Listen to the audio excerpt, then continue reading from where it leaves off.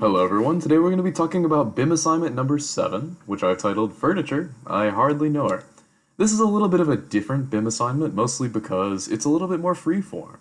We're giving you the ability to be creative for the first time in the semester, so have some fun with it. Alright, so what do we have here? We're going to be looking at components, camera views, furnishings, and sort of the stuff that you actually interact with in the building. If I'm looking at my deliverables, I only have 4 sheets in total. Lovely. A callout of the level 3 southwest corner office, and section view through the office in one sheet. 2 3D camera views of the office from different perspectives, and 1 3D camera view showing someone waiting for the elevator. So, look, we actually have to show someone. And if you look at the example, of course, your end product for the callout does not have to look like this because you can furnish this office however you want. If you envision it to be a bedroom, some of my students last semesters envisioned it to be a giant bathroom. The only limit is really your imagination here. So we're going to be learning how to make camera views and also showing this person waiting for the elevator. So how do we do that? Well, I have here our given file that you have in the folder. I'm just going to show you how to do everything, and basically the rest of it is on you. If you have any questions, feel free to ask about it in the Discord, and myself, one of the TAs, or one of the lab assistants will help you out. So, let's get started. First things first, a really easy place to start is with ceiling. Placing ceiling in Revit is super simple. All I have to do is go to the ceiling plan view, and the ceiling plan view is going to be let's start with level 3. Okay. So level 3 ceiling plan, now I'm as if I'm laying on the ground looking up at the ceiling. What do I see? I see a bunch of beams, I see a bunch of the beam system things that I've created, and also just like the underside of the slab. I can even see the skylights, right? Well, I don't really want to see that, so I'm going to cover it up as best I can using ceiling. So if I go under the architecture tab and I say ceiling over here, it gives me a 2x4 ACT system. What is my height offset? Height offset from the level is going to be 9 feet and 10 inches. So I'll type 9 space 10, hit enter. And basically, if I've defined my rooms, placing a ceiling is super easy. It's just click to place. And it actually places all of these tiles automatically. Now, the reason that it does this is when you're actually building your building in the end, the people that are manufacturing the actual product that you're going to be using, the actual ceiling tile things, it's not going to be exact. So you just have to show someone there is ceiling tile here, and it's up to the company to decide what to actually put there. So I've placed all of my ceiling tiles, super easy. If you love clicking, this is great for you. Next, lights, right? Ceiling lights, troffer lights, 2x4 parabolic. So under architecture, actually, under systems, I think. Let me see if this works. Systems, electrical, lighting fixture, right? So under systems, go to electrical, say lighting fixture. It says no lighting fixtures family is loaded in the project. Would you like to load one now? Yes, I would. I go in, and where might it be in my favorite US Imperial folder? Lighting, architectural, internal, and now let's look for that exact one. I see troffer light 2x4 parabolic. Why is it called troffer? I'm not sure. My best guess is that it's like a trough, like what animals eat out of, and it just kind of looks like that. Anyway, troffer light 2x4 parabolic. The parabolic refers to the type of light that it's producing. This will become more important for the renderings, but essentially, lighting elements are not just geometry, they actually have some kind of light coming out of them, and that's something that's really interesting about Revit. So if I open this one up, now I have this troffer lamp loaded in my project. It's got to be inside my ceiling, so I have to make sure that that elevation is the same, 9 foot 10 inches. And then I actually have to just click to place this lamp. Now, right now it's sideways, and this is a really stupid thing about lighting fixtures in Revit. When you place them, they are rotated the wrong way, and I cannot press spacebar to change it. I just have to rotate it after the fact. So I'll just zoom in really close and just place it where I think it should go. Then if I go back to modify it, I can then click on it again and then flip it. Now, there's also, it doesn't snap to the correct location in this acoustical ceiling grid, that's another very annoying thing. I'm going to have to use modify tools to get it to where I need it to go.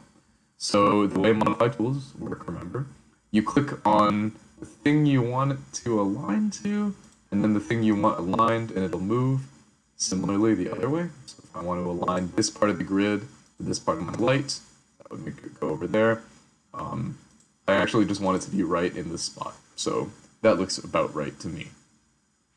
Cool. Now I need to create these other lights. And I could just click to place each one. I can also use something called create similar, which I'm just going to show you how to do. If I go over here and then say create similar, it'll place an element of the same type as the selected one. So this is something that's pretty handy. If I have something, I don't want to go all the way to the other menu, I can use CS on the keyboard, and that will allow me to create something that's the same. I just have to place it, rotate them. I don't have to show you guys how to do this. You guys can just go ahead and place the rest of these 6 lights and align them the same way. Okay, what else is included in this? Well, there's going to be changing the floor. Duplicate and modify the floors on level 2 and 3 so that they have the following layers. So what we mean by that is, if I go to the 3D view, let's go back to the modify tool. Go back to the 3D view. The floors on level 2 and level 3. Right now, these are just lightweight concrete on 2-inch metal deck.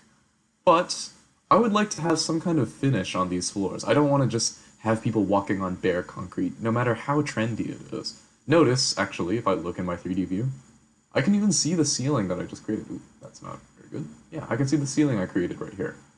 So we're going to actually change these. So I'm going to edit type, and I'm going to duplicate and modify the name. So I'm going to call these, I don't know, something like L2 and L3 finish floors.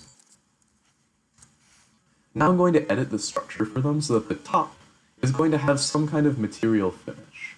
So this is something that you'll have to do pretty often. You know, this is actually changing the material of something. If I go to edit, now I can add another layer, right? So I need to make it match this guy. So I'm going to insert. I'm going to move it up to the top. And then I'm going to change this function to finish. And right now I'll use finish 2, 5. I'm going to change the material. So if I click on this material and then these little 3 dots comes up, if I click on it, I can actually bring up my material browser. So this is something that will come up a lot. This is how you change a material in Revit. So under graphics, you can actually show what the patterns are, what the name is, etc. Right now it just has acoustical ceiling tile because that's the last material that I used. But if I scroll down in this list, there's actually a ton. And I'm sorry that my screen shows this really small. I can actually make this window a little bit wider. These are all of the materials that Revit has in there by default. So you don't need to load materials from US Imperial. All the materials are here waiting for you. Now, wait a second. Let's see. I need to find wood, oak. Do I have it? Let's search. O-A-K. I see cherry, but where is oak? Well, let's go back to our wood. Let's see, what do we have here? Let's cancel out of our search, and let's keep looking. Under flooring. Actually, let's see. Architecture. Wood? If I go under the wood tab, I actually have all of the woods that I can choose from here, even ones that I've never even heard of. So material, I'm just going to use oak, and you can just pick whichever one you want, as long as you have something, like it could be oak flooring espresso, or oak red, oak white. That doesn't really matter too much to me. So just pick one of these. For the purposes of this demonstration, I will pick oak white, and it looks something like this. Very pleasant, light wood. I can change the physical appearance of it. You can even change the image that it is. Last year, my lab assistants decided to tile my face all over the floor. You could do that, I guess. It shows that you at least know what you're doing. And you can also change the thermal properties. Again, this is important for energy modeling. So if I hit OK, I'm back to this thing, and I need to show that it has some kind of thickness. So I'm going to give it half an inch of thickness, and that will make sure that I can actually see the wood. So does this match perfectly? I need to actually reduce this, right? So I'm reducing this to 5 inches, and then I need half an inch of sheathing underneath, right? I'll need another layer structure, plywood sheathing. And I'm not going to really see this, but this is something that is actually necessary in wood flooring, so just for realism, we're going to add that in. So now the structure of my floor, you can see it's half an inch of surface finish wood, half an inch of plywood sheathing, 5 inches of concrete plus metal deck. Sounds good. Hit OK. OK again. And now, if I deselect this, I can see that it has become wood. And it's kind of got this pattern to it. If I change the level of detail, if I turn it to realistic, for example, I can see the finish. Oh, did this become acoustical ceiling tile? Okay, make sure it doesn't do that. Edit type. Edit the structure. I don't know why this material didn't go through. If that happens to you, let me know. So under this, we'll go under it all of the possible materials, project materials. Let's see. Let's filter to wood. And then let's find our oak again. Where did it go? Let's see. Home.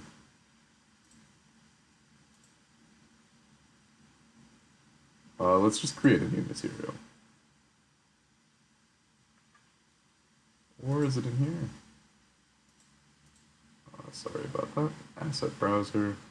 Let's search for wood.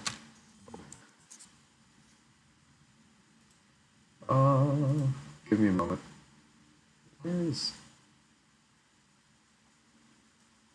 Where did it go?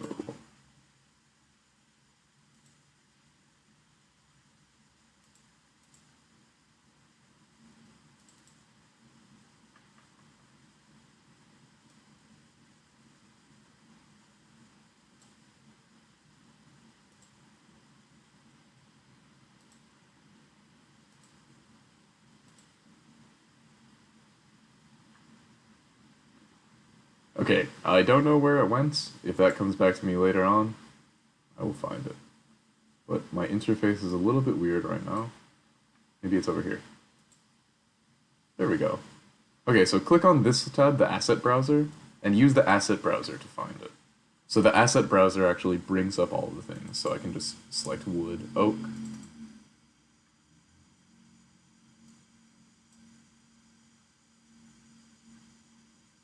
Or any of these nice things. Why is it locked?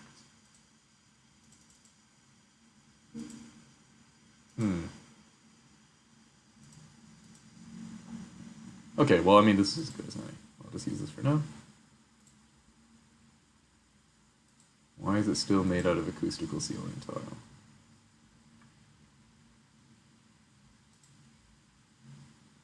Okay, so I want to create a new material. I'm going to name it wood, oak.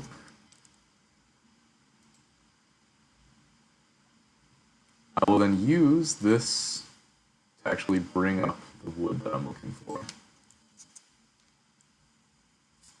No, not working.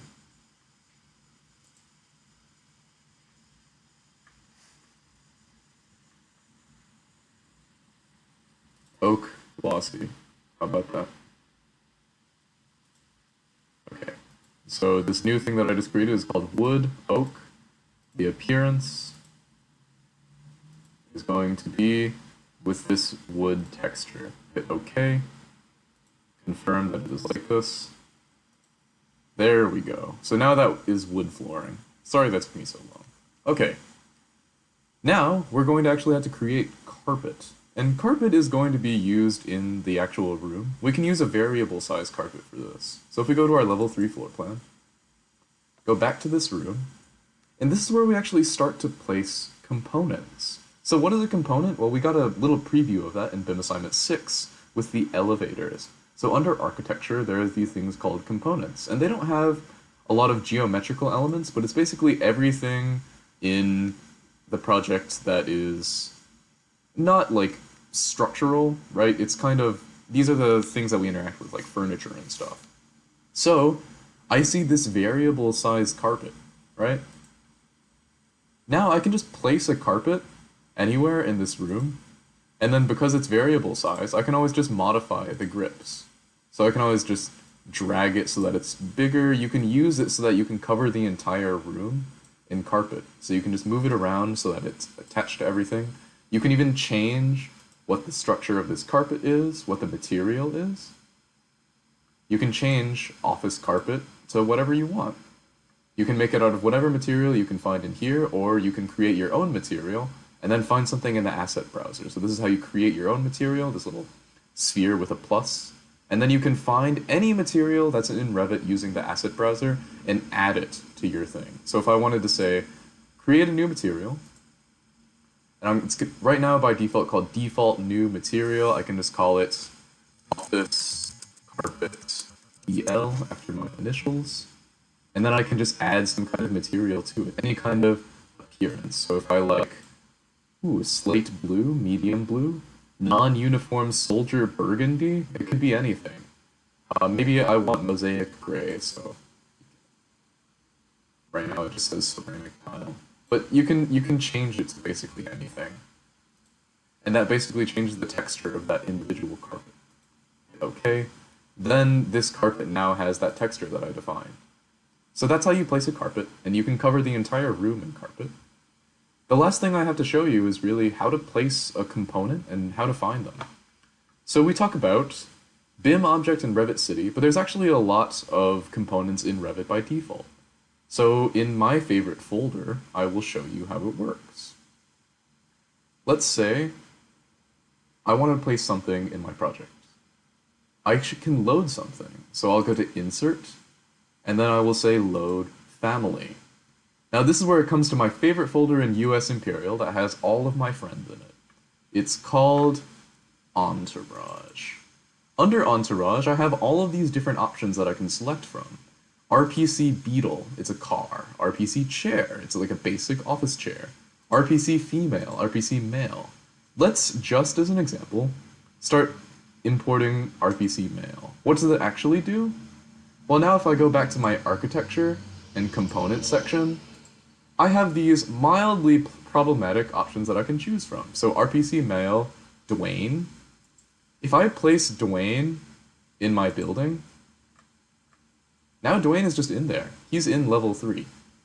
Don't believe me? Well, let's check that. And I will show you how to check that with a camera view. So go to View, and then under the View options, we're going to, under the 3D View options, select Camera. So this camera view allows you to place some kind of perspective in your building. And some of you guys may have already been using these. It's super handy. Right now the offset is 5'6", so it's as if I'm 5'6" tall and I'm looking at whatever. So if I click once, and then click again to define the field of view, I can actually see what's going on from the perspective of that camera view. So if I change the visual style to consistent colors, or I can change it to realistic, now I can see Dwayne standing in the office on top of my mosaic tile carpet. See how that works? Okay, so play around with the Entourage folder, because there's a lot of handy stuff in there. If, for example, I wanted Dwayne to be standing in front of a car, right? I will insert, load family, and then I can just literally take an RPC Beetle and place it in front of Dwayne. So if I go back to architecture, component, RPC Beetle, surprise, now there is a car in the middle of the room. And I can't see it right away because this level of detail is incorrect. But if I just switch to see shaded, maybe components are not visible in this view, but in my camera view, where's that? Oh, this one, 3D view 1. Now I can see this very low resolution car. And the actual resolution will look a whole lot better when we get to BIM assignment 9 with final renderings, but that's how you place a component. Super easy, just click and click to place. It will appear where you expect it to. Okay, so for the rest of this assignment, you're basically going to have to furnish it. And one of the requirements is that you need to use BIM object or Revit City for at least one component in your project. So let me show you how that works. So the Entourage folder has a lot, and there's also an entire folder for furniture. So the stuff that I use in the solution file, that's all from the default folders, except for those plants. Some of those plants, let me just show you. In my solution, you can see this plant, for example, that's from BIM object. This chair, this is from BIM object. Some other stuff, like these shelves, that's all inside the folder. So if you go to Insert, Load Family, that's not in Entourage, but in US Imperial, there's a whole thing for furniture and furniture systems. Those have basically everything you can think of. Beds, seating, storage, tables. Explore it, see what kinds of things you can find. Okay, but if you want to be a little bit more creative and use stuff that actual manufacturers use and what actual architects use, then you go to something like BIM objects. So they have 496,038 parametric BIM objects. You can search anything. If I'm just like super imaginative, I'm gonna look up lamp. It brings me to all these different lamps that I can choose from, and they're pretty cool. So I can just select one of them, and I can download them, and load them into my project the same way. If I want this individual floor lamp, I can just download it, and then download it as a Revit file. It'll have me make an account.